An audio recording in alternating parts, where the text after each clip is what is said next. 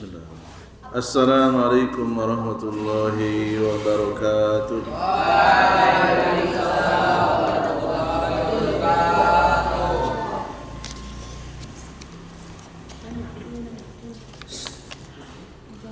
Alhamdulillahirabbil alamin.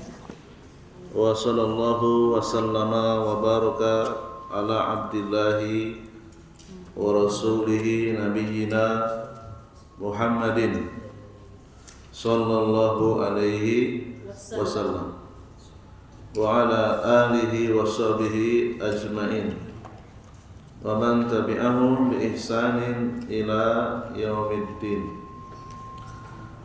Para santri Al-Ma'un Islamic Center rahimani wa rahimakumullah. Panti Tunas Melati PDM Kota Pontianak, yang semoga Allah Subhanahu wa taala menjaga kita di atas ketaatan, menjauhkan kita dari segala bentuk kesyirikan, kebid'ahan, kemaksiatan, dan melindungi kita dari segala mara bahaya. Pada kesempatan kali ini kita akan lanjutkan pembacaan kitab Syarhu Al-Usuli As-Salasati, penjelasan 3 landasan utama yang ditulis oleh Asy-Syaikh Abdul Aziz Ar-Razi hafizahullah ta'ala.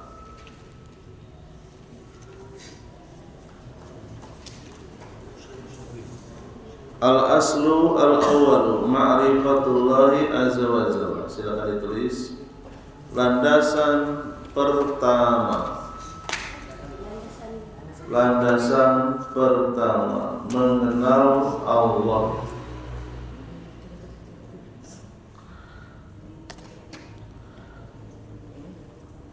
Berkata penulis rahimahullah ta'ala, fa idza qila laka, jika kamu ditanya man rabbuka, siapa Tuhanmu, faqul, maka jawablah dengan jawaban yang benar, Rabbi Allahu, Tuhanku namanya Allah, alladzi rabbani, yang merawat aku, yang memelihara aku, wa rabba jami'al alamina bi ni'amihi, dan merawat seluruh makhluknya dengan nikmatnya. Wa huwa, dan Allah itu ma'budi, sesembahanku, zat yang diibadahi. Laisa li ma'budun siwahu, tidak ada bagiku zat yang diibadahi, zat yang disembah selain Allah. Tidak ada yang berhak, tidak ada yang layak, tidak ada yang pantas untuk disembah kecuali Allah saja. Wa dalilnya qauluhu ta'ala, firman Allah Ta'ala, alhamdulillahi rabbil alamin, segala puji hanya untuk Allah, pemelihara seluruh alam. Wa kullu ma siwallahi alamun, segala sesuatu selain Allah adalah disebut alam. Ya, kita sering mendengar alam nyata, alam gaib. Ya, itu semua selain Allah. Wa ana, dan saya yang berbicara di sini, Demikian juga kalian yang sedang mendengarkan. Wahidun min zalikal alam, termasuk bagian dari alam. Allah dan alam itu tidak nempel, ya, berpisah. Allah di atas, kita di bawah.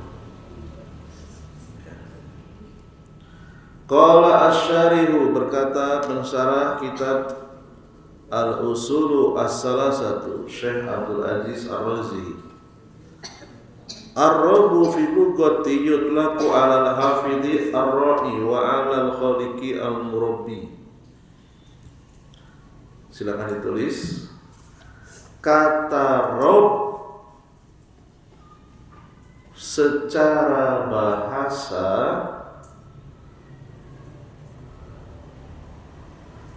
diartikan dengan al-hafidh, penjaga, ya, penjaga. Ar-ra'i, pemelihara. Al-khaliq, pencipta. Al-murabbi, pengatur. Ya, saya ulangi ya. Kata Rabb, kan kita sering membaca itu, Alhamdulillahirabbil alamin, ya. Rabb itu maknanya ada 4 secara bahasa. 1, penjaga, al-hafidh. Ar-ra'i, pemelihara. Al-khaliq, pencipta. Al-murabbi, mengatur, ya. War-rabbu yutlaqu 'alal maliki, tambah lagi, ya, Rabb juga dimaknai al-malik, raja. As-sayyid, pemimpin. Banyak ya, hitung aja ya. Al-hafidh, penjaga. Ar-ra'i, pemelihara atau penggembala juga boleh. Ar-ra'i, penggembala, ya, pemelihara. Al-khaliq, pencipta. Al-murabbi, pengatur. Al-malik, raja. As-sayyid, pemimpin. Al-mudabbir, sama pengatur. Al-qayyim, berdiri sendiri, tidak butuh pertolongan dari yang lain.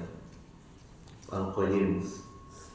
Terakhir, Al-mun'im, pemberi nikmat, ya. Jadi secara bahasa, kata-kata Rabb yang sering kita dengar dari bacaan imam atau dibaca sendiri itu maknanya banyak ya secara bahasa. Ya. Wal musannifu rahimahullahu ta'ala fassara rabbahuna bi kalimataini. Penulis menafsirkan kata Rabb dengan 2 kata, yaitu al-khaliq dan al-ma'bud. Penulis kitab ini Syekh Muhammad At-Tamimi, penulis matan. Matan itu kitab induknya. Pensyarah itu yang menjelaskan, Syekh Abdul Aziz Ar-Razi, ya. Penulis matan kitab ini, kitab induknya, menafsirkan Rabb dengan 2 kata, yaitu pencipta, al-khaliq, dan al-ma'bud, zat yang disembah. Wa hadha ta'rifur Rabbi inda al-itlaqi fa innahu yadkhulu fihi ma'na al-uluhiyyah. Ya. Pengertian Rabb dengan 2 kata tadi, pencipta dan yang disembah, ini masuk dalam arti uluhiyah. Uluhiyah itu maknanya ketuhanan. Ya. Jadi yang namanya Tuhan itu ya Dia menciptakan dan Dia disembah. Wa hadza bi ijma'i salafi, dan ini berdasarkan persetujuan para sahabat. Para sahabat sepakat setuju kata-kata Rabb di dalam surat Al-Fatihah yang sering kita baca itu maknanya apa tadi? Pencipta dan zat yang disembah. Kama anal kalimat Rabbi inda itlaqi maknahu al-khaliqu al-ma'budu, amma inda iktirani fatadammanu qaidatan.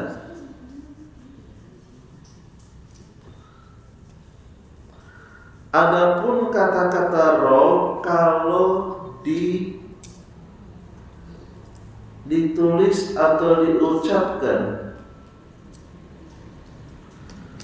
bersambung dengan kata yang lain, maknanya mengikuti kaidah idza ijtama'a iftaraqa wa idza iftaraqa ijtama'a.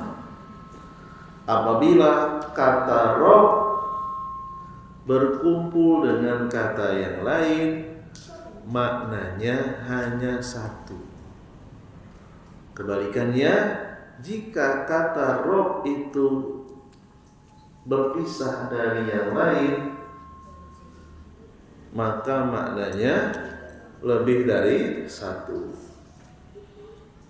Contoh misalnya ya, idza qila laka man rabbuka. Misalnya kita ditanya, siapa Rabb kamu? Di situ kata-kata Rabb sendirian. Ya. Maksudnya adalah siapa penciptamu dan siapa yang kamu sembah. Gitu ya. Bahwa yakni al-khaliq al-ma'bud. Siapa Rabbmu? Maksudnya apa? Siapa penciptamu dan siapa yang kamu sembah. Gitu ya. Inilah nanti yang pertama kali ditanyakan di alam kuburan setiap manusia. Bagi yang beragama Islam, dia tidak berbuat syirik, dia bebas dari siksaan. Apa siksaannya kalau nggak bisa jawab? Dipukul dengan palu, ya, sampai hancur. Dari mana dia? Dari arah mana di palunya? Bagian mana? Bagian buka, ya, bagian depan. Ya. Ya. Siapa yang bisa menjawab orang yang mati dalam keadaan sudah bertaubat dari syirik, bertobat dari menyembah selain Allah. Dia tidak menyembah Yesus, dia tidak menyembah patung, dia tidak menyembah malaikat, dia tidak menyembah pohon, dia tidak menyembah jin, tidak menyembah matahari, tidak menyembah bulan dan seterusnya. Ya, tidak menyembah ustadz, tidak menyembah kiai, tidak menyembah dukun dan seterusnya. Wa kadzalika Allah idza marrat 'alaika wahdaha. Demikian juga kata Allah, kalau dia bersendirian maknanya satu. Lakin law istama'ata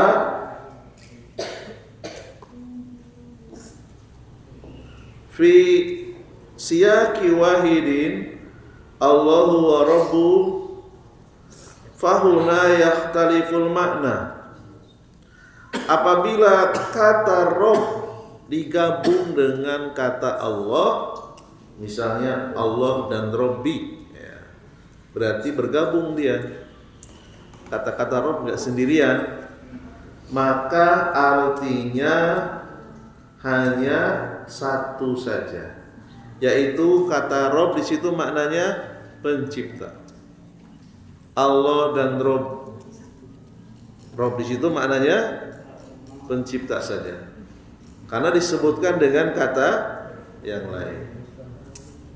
Beda kalau kata Rabb disebutkan sendirian, maknanya justru dua, pencipta dan zat yang disembah. Sebaliknya kata Allah ketika disebut sendirian itu maknanya al-ma'bud, zat yang pantas disembah. Inilah hebatnya Islam. Nama Tuhannya itu mengandung arti. Jadi kalau ditanya Allah itu artinya apa sih? Artinya al-ma'bud, zat yang pantas disembah. Beda dengan Tuhan-Tuhan agama lain. Nggak ngerti apa maknanya, gitu ya. Maknanya nggak tahu apa itu, ya. Hanya sekedar nama saja.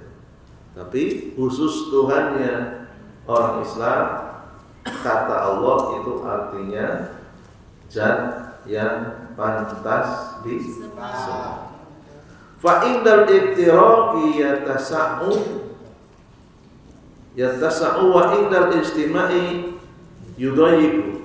Jadi simpulannya kata-kata Rabb di dalam surat Al-Fatihah kalau sendirian itu maknanya dua.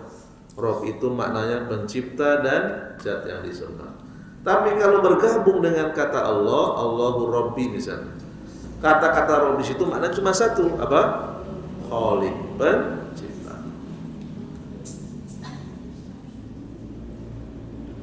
Ini di sekolah nggak ada ini, ya. Di sekolah nggak diajarkan.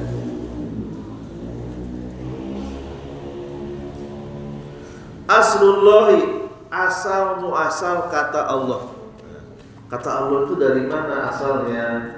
Nah ini kehebatan bahasa Arab, ya. Banyak di dalam bahasa Indonesia asal katanya itu bisa ditelusuri. Ya, misalnya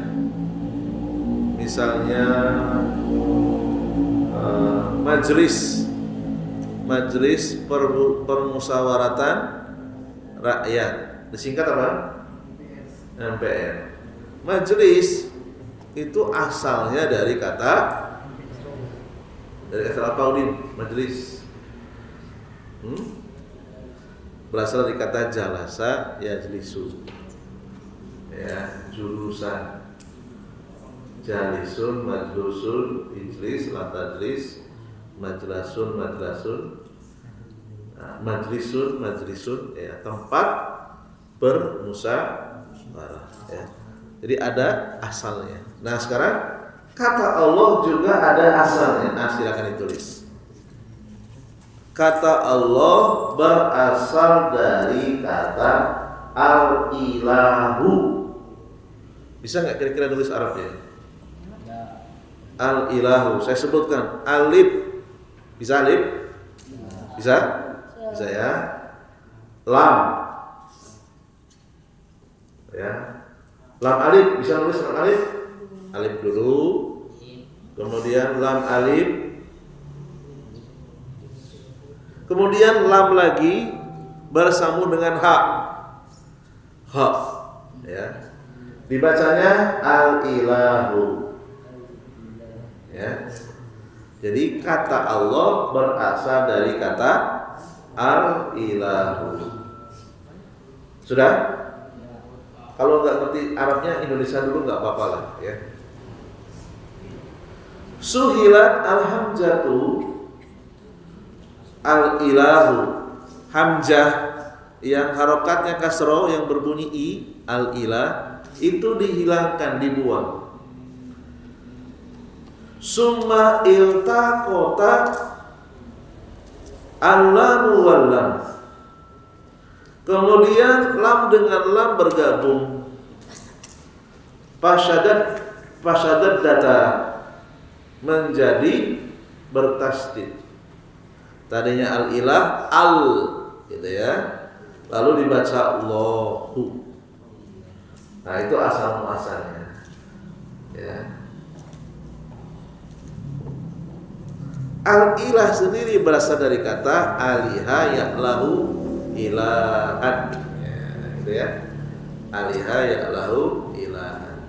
Al-ilah berubah menjadi Allah. Ya, jadi kalau ditanya Allah itu berasal dari kata apa? Jawabannya al-ilah. Al-ilah artinya apa? Yang disembah. Zat yang paling pantas untuk disembah. Wa ma'nahu kama qala Ibnu Abbasin radhiyallahu anhuma. Terus ditanya lagi, Ustaz tadi mengatakan Allah itu berasal dari kata al-ilah. Itu kata siapa Ustaz? Apakah itu karangan Ustaz? Enggak. Islam itu bukan karang-karangan. Islam itu sumber ilmunya dari Al-Quran. Siapa yang paling paham Al-Quran? Siapa? Yang paling paham isi Al-Quran siapa? Nabi Muhammad Sallallahu Alaihi Wasallam. Ya, untuk masalah ini tidak boleh dijadikan candaan ya, dosa besar, tidak boleh. Ya, berguru itu ada tempatnya. Ya. Yang paling paham Al-Quran adalah Nabi Muhammad. Tidak boleh dijadikan lucu. Ya, nanti mulutnya sobek nanti. Oh, sobek. Berdarah-darah nanti. Nah, Nabi Muhammad mengajarkan kepada muridnya, namanya tadi siapa? Ibnu Abbas. Ya, Ibnu Abbas inilah yang mendapatkan ilmu dari Rasulullah. Ditanya Ibnu Abbas, apa arti ilah yang berubah menjadi Allah? Beliau menjawab, dzul uluhiyati wal ubudiyati ala khalqihi ajma'ina. Saya terjemahkan. Al-ilah itu artinya pemilik uluhiyah dan ubudiyah. Nah, silakan ditulis. Arti al-ilah menurut Ibnu Abbas radhiyallahu anhuma apa artinya? Pemilik uluhiyah dan ubudiyah atas seluruh makhluk. Ya. Pelan-pelan ya, bertahap ya. Terus uluhiyah sendiri maknanya apa? Ya, bersambung. Uluhiyah makna artinya ibadah.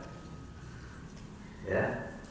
Uluhiyah artinya ibadah. Berarti kalau kita simpulkan arti Allah adalah pemilik hak untuk diibadahi atau disembah. Ya. Saya nggak tahu di sekolah diajarkan atau enggak. Sepertinya nggak diajarkan.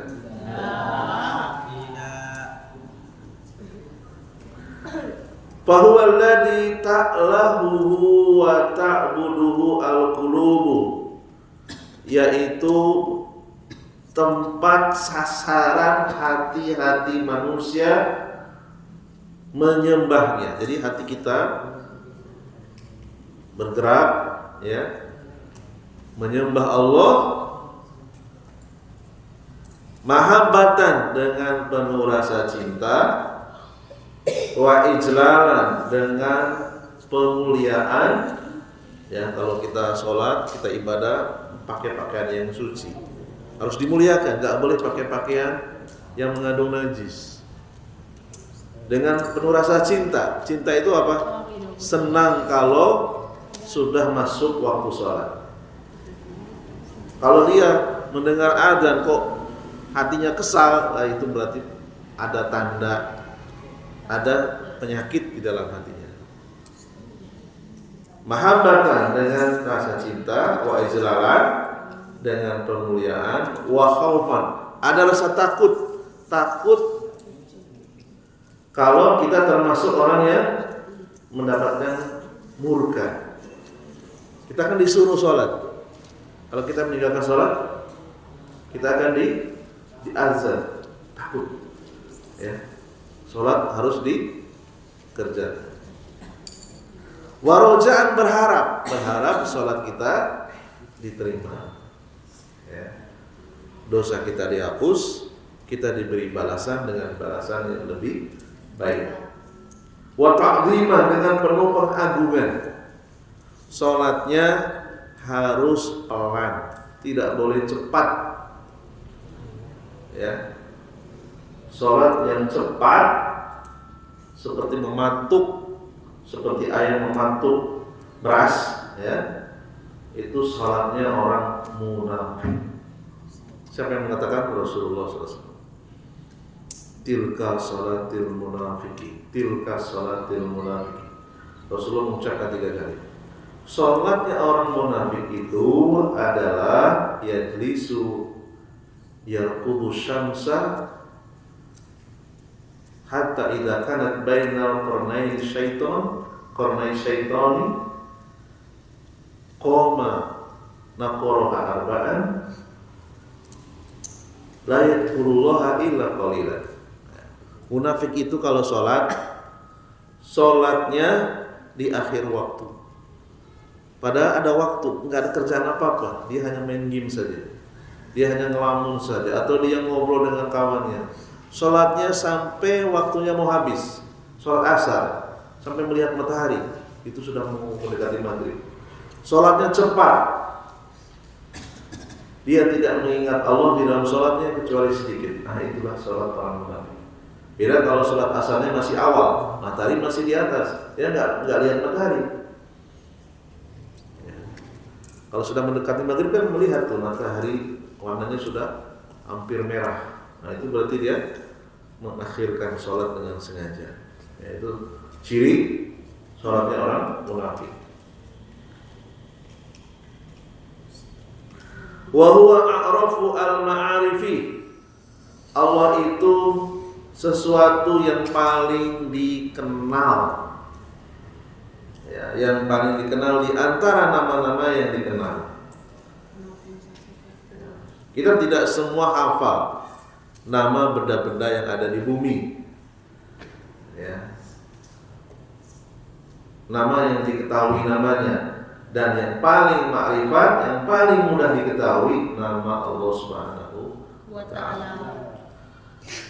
Wa huwa min asma'ihi. Allah termasuk salah satu di antara nama-nama. Allah itu namanya banyak. Ya. Di antara kita kadang punya lebih dari satu nama. Nama di KTP dengan nama panggilan biasanya beda. Kan gitu ya. Allah namanya tak terhingga, banyak sekali. Ya. Allati la yusamma bihi ghairuh. Tidak boleh selain Allah punya nama Allah. Jadi kalau ada orang iseng misalnya jahil, dia punya anak laki-laki ditulis di KTP namanya Allah, itu bahaya itu. Nanti celaka itu. Harus diganti. Karena nggak boleh haram. Ya, atau dia ngasih nama motornya ditulis nama motor ini Allah, nggak boleh. Bahaya. Ya, tidak boleh. Ya, kecuali ada dua kata, Baitullahi boleh, rumah Allah boleh. Baitullah maknanya kan rumah Allah. Ya, Nasrullahi, pertolongan Allah boleh. Tapi kalau Allah saja nggak boleh. Siapa namanya? Ustadz Nasrullah boleh, karena ada Nasrunya. Siapa nama ustadznya? Ustadz Allah nggak boleh. Bahaya itu, ya. Karena nama itu khusus, tidak boleh untuk selain Allah. Fa ismullahi alamun ala dzatil muqaddasati al-ma'budi bihaqqin. Ya, nama yang disucikan, yang paling pantas disembah. Wala yusamma bihi ghairu rabbi. Ya.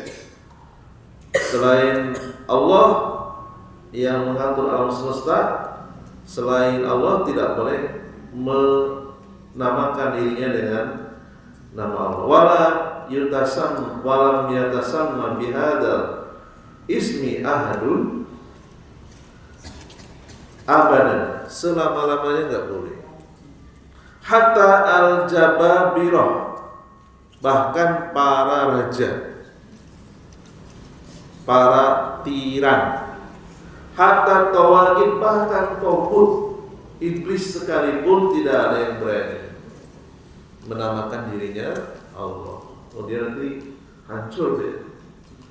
Wal kafarati, termasuk orang kafir pun nggak ada yang berani menamakan dirinya Allah. Ma ahadun minhum sama nafsahu Allah abadan. Fir'aun, bahkan Fir'aun di dalam Al-Quran dia mengatakan apa? Ana rabbukumul a'la, aku adalah Rob kalian tertinggi. An-Nazi'at ayat 24. Tapi dia tidak berani mengatakan ana Allah, padahal dia kafir, ya. Karena nama Allah khusus, tidak boleh untuk makhluk. Ya, ini agak sedikit tinggi ya penjelasannya ya, tapi nggak apa-apa ya. Kalaupun sekarang nggak paham, insya Allah suatu saat akan paham. Kalau Bang Udin pasti paham, karena pernah mondok. Ya. Asma'ullahi kismani, nama-nama Allah itu terbagi menjadi dua bagian. Nah, silakan ditulis. Nama Allah terbagi menjadi dua bagian. Kismun khawsun bihi, pertama khusus. Kismun mustarakun, yang kedua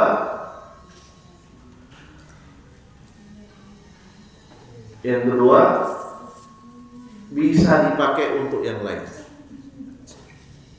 Saya ulangi, nama-nama Allah ada dua bagian. Bagian pertama apa tadi? Khusus. Bagian kedua bisa dipakai untuk yang lain.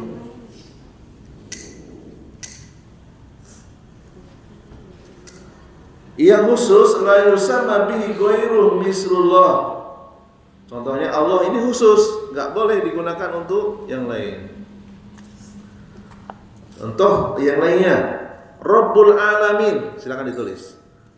Yang khusus itu tidak boleh dipakai oleh makhluk. Satu, Allah. Dua, Rabbul Alamin, nggak boleh. Ya. Jangan mentang-mentang bahasa Arab. Ada orang ngasih nama anak Rabbul Alamin, nggak boleh. Ya, haram. Yang ketiga, Khaliqul Khalqi, pencipta makhluk. Pencipta makhluk, bahasa Arabnya Khaliqul Khalqi. Empat, Malikul Mulki, raja di raja, nggak boleh. Ya, raja segala raja. Malikul Mulki, raja di raja, itu tidak boleh. Itu nama khusus untuk Allah. Sudah berapa?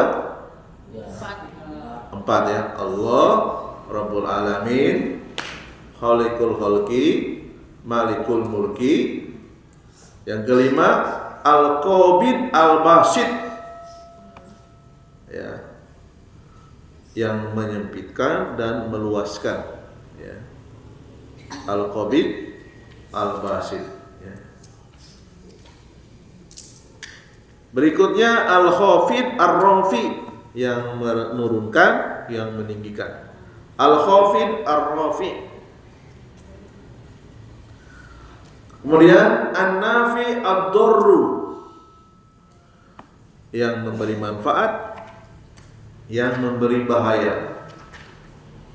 Siapa namanya? An-Nafi enggak boleh. Ad-Darru enggak boleh, ya. Berikutnya Al-Mu'ti Al-Mani, yang memberi dan yang menghalangi, ya. Ini juga khusus untuk Allah, tidak boleh untuk selain Allah. Insya Allah di Indonesia mungkin kecil kemungkinan ya memberi nama anak dengan kata-kata tadi ya. Lebih banyak menggunakan bahasa Melayu, bahasa daerah ya kan. Ini biasanya yang seperti ini orang-orang yang bahasa sehari-harinya menggunakan bahasa Arab, atau dia asal mendengar, wah ini bahasa Arab bagus dipakai, dia tidak tahu maknanya, bahaya. Tanya dulu kepada ustadz yang pandai bahasa Arab. Ustadz, nama ini boleh nggak dipakai? Artinya jelek atau buruk gitu ya. Jangan-jangan ini nama khusus untuk Allah, tanyakan. Wa min hadza naui, nah ada lagi Ar-Rahman. Ya. Ar-Rahman sendirian tak boleh. Tapi kalau Abdurrahman boleh. Habibur Rahman boleh. Ya. Abdurrahman boleh. Karena dia dua kata.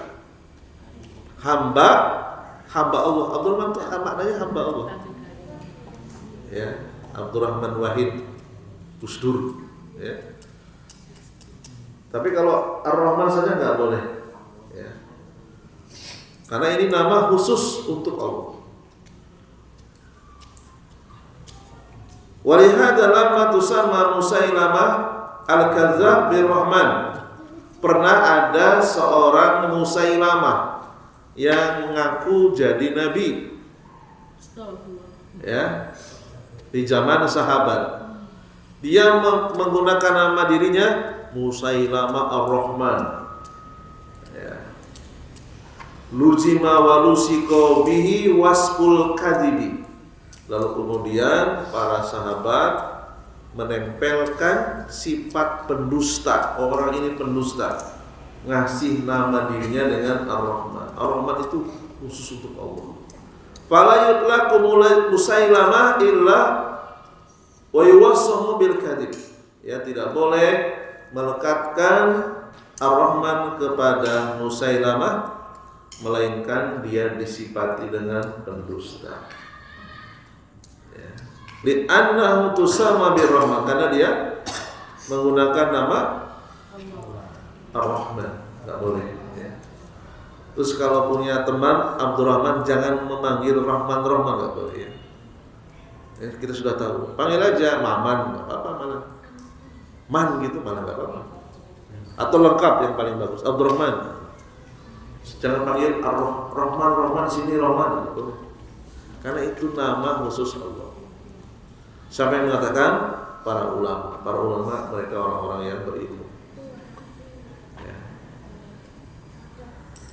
Qabahullahu wa huwa kadzdzab. Allah memburukan Musailamah karena dia menggunakan Ar-Rahman dengan sebutan Al-Kadzdzab, pendusta. Bagian kedua, mustarokun, bisa dipakai untuk selain Allah. Nama Allah tapi bisa dipakai untuk selain Allah. Ya, kalau tadi nama Allah khusus. Ya, kalau yang kedua boleh dipakai untuk selain Allah. Yutlaqu 'alallahi wa 'ala ghairi, digunakan untuk Allah dan boleh digunakan untuk selain Allah. Inilah ilmu namanya. Ya. Ada nama, Allah juga punya nama, makhluk juga punya nama. Ya. Wa idza sumiyallaha bihi falahul kamalu. Bedanya Allah itu namanya mengandung kesempurnaan. Wa idza sumiyal makhluqu falahu minhu ma yunasibu. Adapun makhluk bernyawa ataupun makhluk tak bernyawa, namanya sesuai dengan keadaannya. Ada namanya mutakin. Apa artinya mutakin? Orang bertakwa. Tiap hari kerjanya judi online. Oh, berarti nama dengan sifatnya enggak sesuai. Dilihat keadaan dia bagaimana. Oh, dia tukang judi. Ya. Namanya tidak mengandung sifatnya sesuai dengan keadaannya. Ya, keadaan dia suka judi. Namanya muslimin. Ya. Orang Islam namanya muslimin. Ya.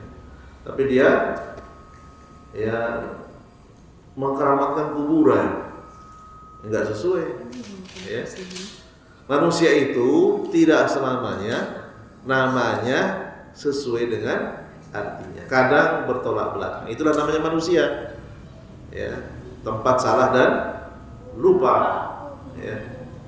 Beda dengan Allah. Allah itu nama dengan sifatnya sesuai. Ya. Mislu contoh, silakan ditulis. Nama yang digunakan untuk Allah dan selain Allah. Contoh, 1, Ar-Rahim. Ar-Rahim ini nama Allah. Boleh kita menamakan manusia dengan Ar-Rahim. Ya. Ar-Rahim saja boleh. Ya. 2, As-Sami, ya, mendengar. Al-Basir, melihat. Boleh. Pak Basir boleh. Pak Sami boleh. Ya, Bang Rohim boleh. Tapi kalau Bang Rohman nggak boleh. Ya, namanya Rohman, dia lebih tua dari kita manggil Bang Rohman nggak boleh. Suruh ganti. Ya, kok jamnya nggak sesuai? Beda ini Pak. Sudah habis nih waktunya? Sudah habis ya? Ya, nanti kita lanjutkan lagi ya. Baru ada 2 ya. Baru berapa tadi yang diperbolehkan? Al-Basir, Ar-Rahim, As-Sami, Al-Basir. Ya, sampai Al-Basir dulu ya. Nanti kita sambung di pekan yang akan datang. Subhanallahumma wa bihamdika asyhadu an la ilaha illa anta astaghfiruka wa atubu ilaik. Assalamualaikum warahmatullahi wabarakatuh.